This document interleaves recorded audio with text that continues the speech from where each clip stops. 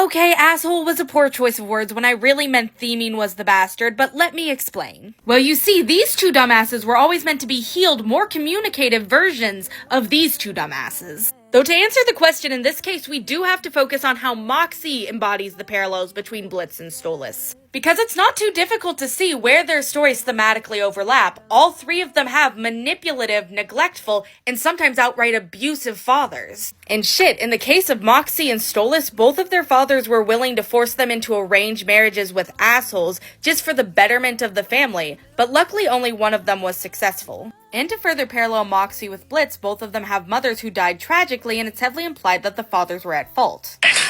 Now, Crimson's role in his wife's death is pretty obvious, as we can see her shoe in the water, but who else heard the crash of Cash's bottle as it hit the ground, basically spreading the fire? Not to mention, misspelling words has actually turned out to be a common imp quirk, so his father could have left the fireworks there and blown Fizzerolli up. But I digress. The reason why I indirectly blame Stolas and Blitz for Millie's pregnancy is because at its core, this show is about found family, community, ending abusive cycles, and healing trauma. So I was basically expecting Moxie and Millie to eventually become parents by the end of the series, creating another parallel with Stolas and Blitz, who ultimately had to raise their children alone, whereas M&M would not be so unfortunate. Because of IMP, because of Blitz, Moxie and Millie will have community behind them.